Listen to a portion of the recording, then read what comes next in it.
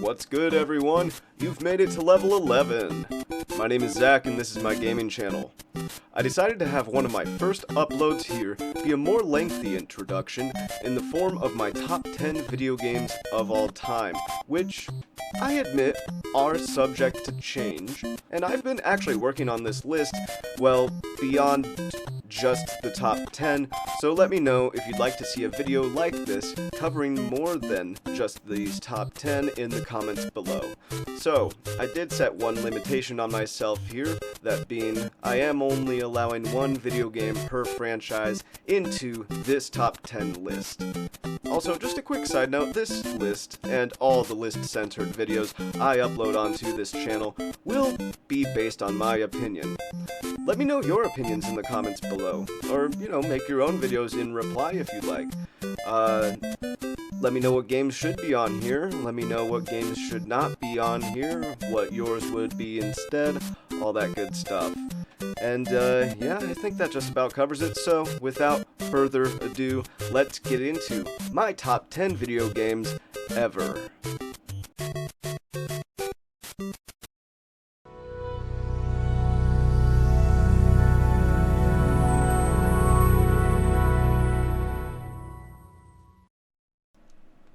Most gamers are likely to be more familiar with the fifth mainline entry in the Elder Scrolls franchise, that being the Elder Scrolls V Skyrim. My introduction to the series, however, was actually with the Elder Scrolls 3 Morrowind. However, at that time, I didn't really know what the game was, how to play it, or anything, really. I was pretty young when I watched my older brother's friend play it on his original Xbox, so I wonder whether or not that should count. For those of you who say no, well, then my introduction to the Elder Scrolls series was with the Elder Scrolls 4 Oblivion, which launched in 2006.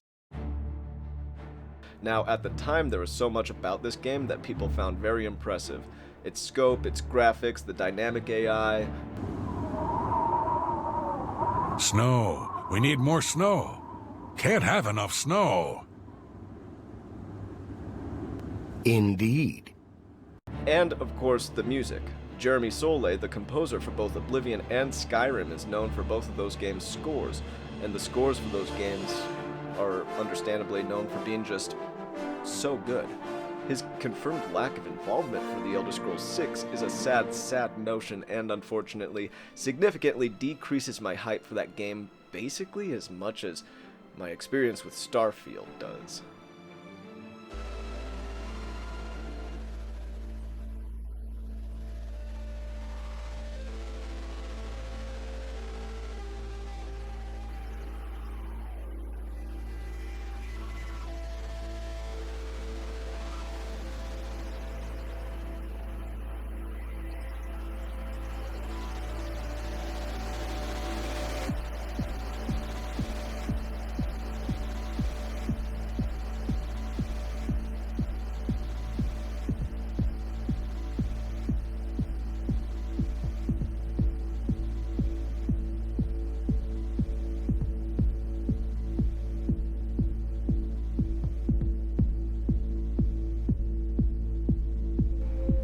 I know. The Mass Effect trilogy is technically 3 games, not 1, but this is my list, and I choose to put the trilogy as a whole at the number 9 spot here. Why? Well, if you've never played these games, they come together to make for one of, if not the best space opera stories I've ever seen.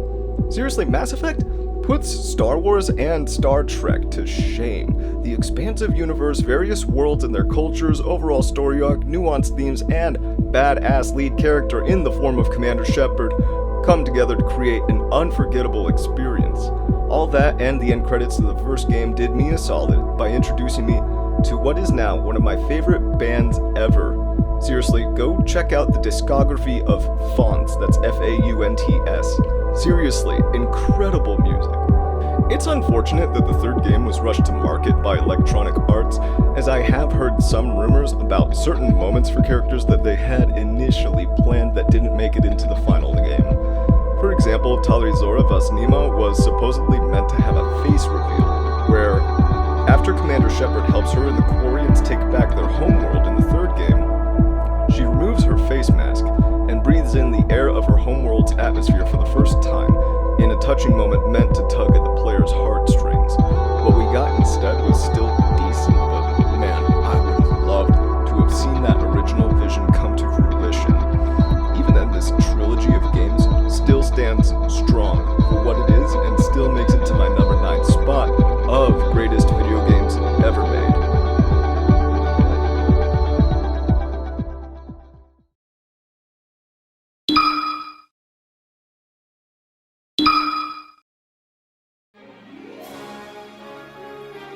I knew I would have to put one game from this franchise on the list. Each entry in the Super Smash Bros. Series has something of its own that it does better than all the others for me personally, but in the end, I had to go with the accidental masterpiece that is Super Smash Bros. Melee. Apart from it playing a huge role in my childhood, Melee has developed into what is still now to this day one of the most played, unique, and wild competitive multiplayer games ever made. I remember having this on Gamecube without a memory card, so my brother and I would see how many characters we could unlock in a day, before having to inevitably shut it off or leave the system on overnight, and just start that process over and over again until our parents finally got me a memory card as a birthday gift or something like that. With it being a huge step up from the original Smash Bros. In every conceivable way to how it was the quintessential celebration of Nintendo intellectual property as a whole, to being the go-to party game to play when you and the boys were all hanging out, until some of us got too good at the game, that is. Super Smash Bros. Melee was the reason to own a Gamecube and ended up being the most sold game on its home console. And I'm not sure whether the franchise can go next after Smash Ultimate other than a remaster or a remake of Super Smash Bros. Melee!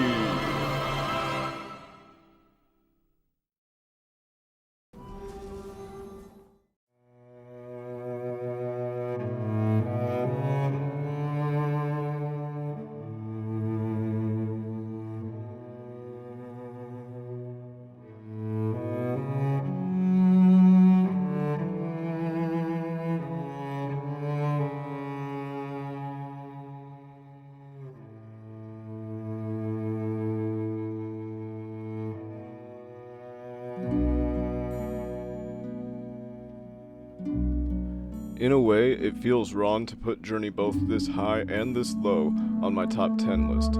Strictly from a gameplay perspective, it is a very simple experience compared to some of the other entries here. Thematically, however, especially for a 2-hour game, I found Journey to be rather profound. I am no musician, but I am enthusiastic about music, and find its implementation in games as a whole underutilized. But not here.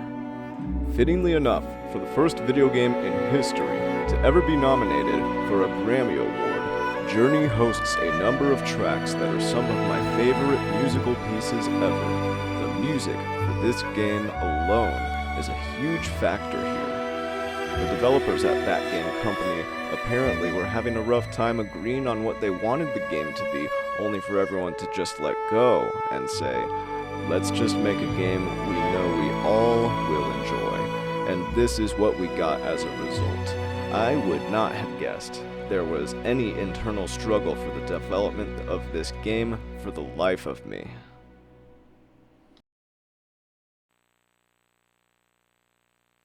Nintendo.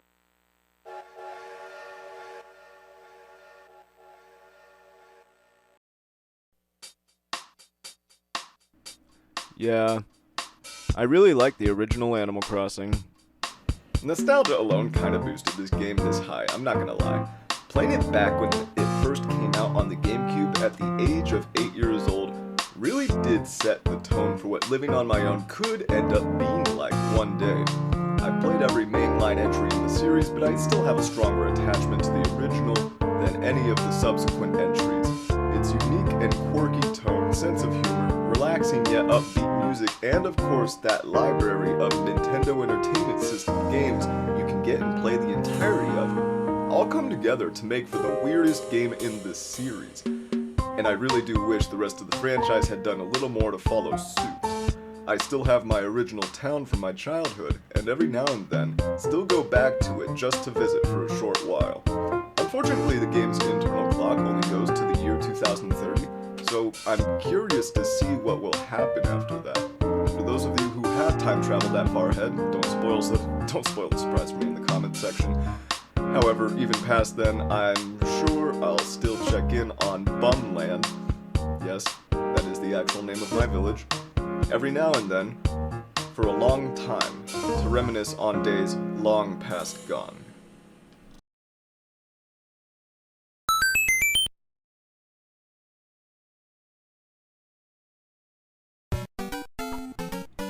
Although this wasn't the first Mario game I had ever played, Super Mario Bros. 3 has got to be my favorite Mario game from my childhood by far.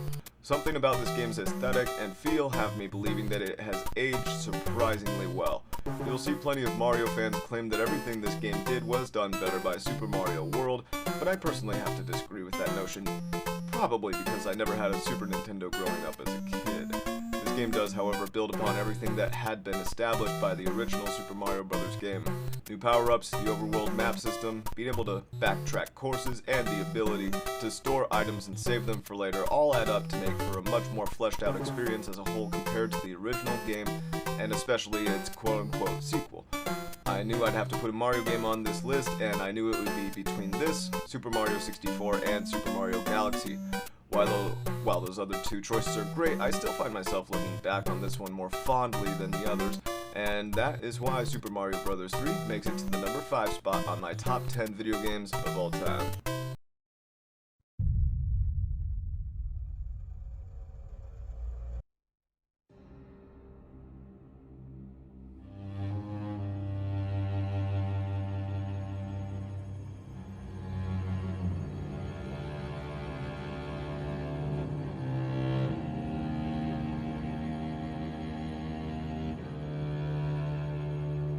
Every now and then I go back and forth between putting this at either the number 4 or number 2 spot.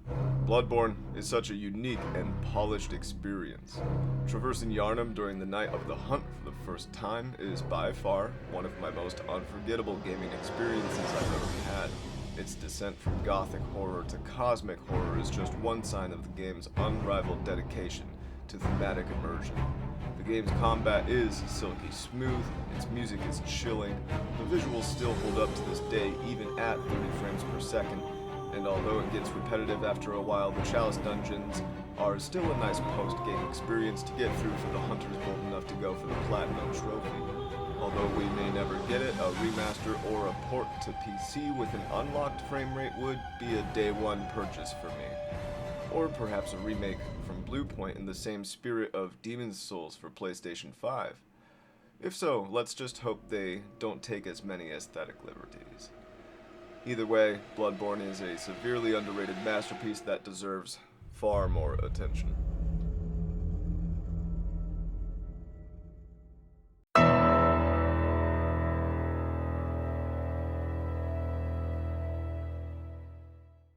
Chief, wait! The Arbiter's with us! Come on now. We've got enough to worry about without you two trying to kill each other. Were it so easy.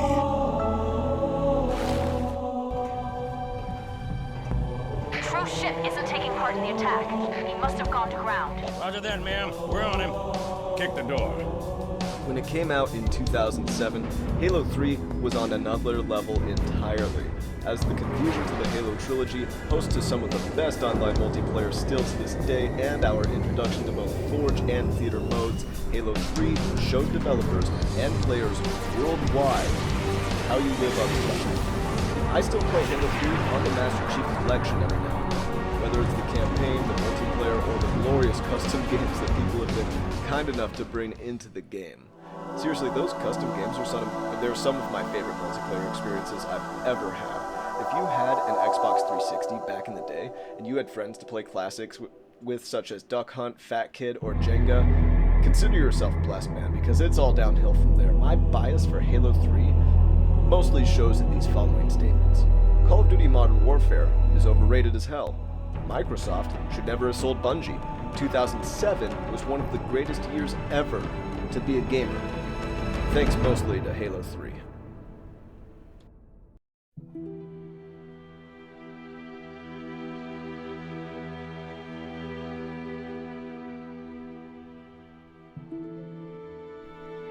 Hey, Dark Souls and Bloodborne are technically different series, so you can't really say I'm breaking my own rules here, but now you probably understand why I was torn between placing Bloodborne at number 4 or number 2.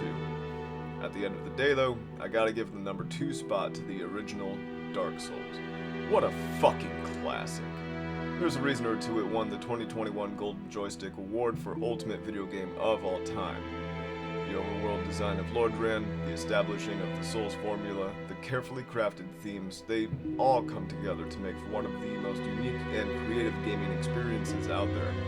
Given the type of video you're currently watching, you've probably seen at least one YouTube video titled Dark Souls Saved My Life out there somewhere. And if not, well, I've seen at least 5. I can't say for sure where I'd be in life without any particular video game, but I do understand the sentiment the creators of those videos provide. The experience can make for an authentically powerful allegory for life as a whole, which is no small feat. Profound as it may be, that is only enough to put it at number 2 for me, not number 1.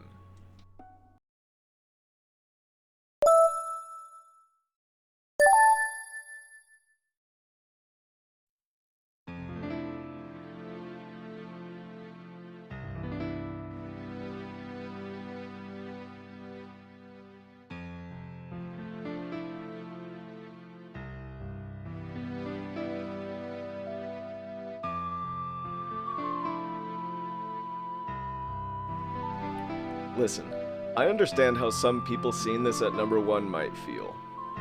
You just had to be there.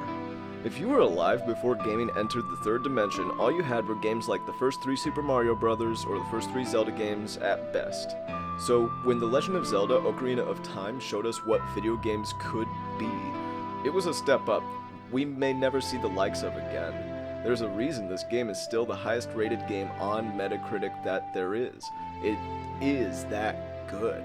I haven't watched it in a while, but the YouTube channel Good Blood has a video on why this game is a masterclass in subtext.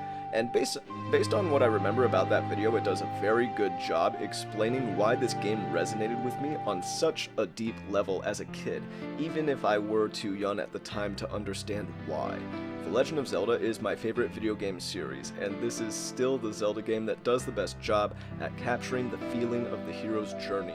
I actually went through the game again on Nintendo Switch Online, this time doing a 100% completion run of the game, to keep myself busy while I waited with bated breath for Tears of the Kingdom to release about a year ago. But even then I knew that that game wouldn't be even remotely near glorious enough to knock Ocarina of Time down from the pedestal I place it on, the greatest game of all time, and I don't believe anything ever will.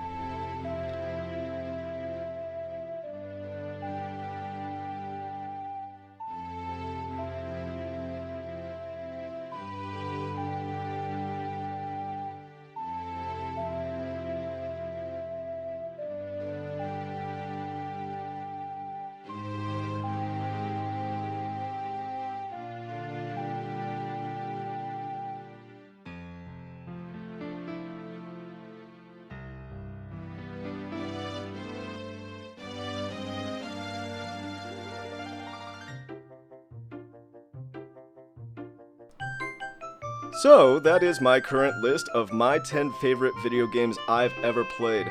What do you guys think about these games? Do any of them make it into your top 10? What would your top 10 list look like? Would you like to see what the following 40 games of my list would be to make up my top 50, or even more? Let me know in the comments below.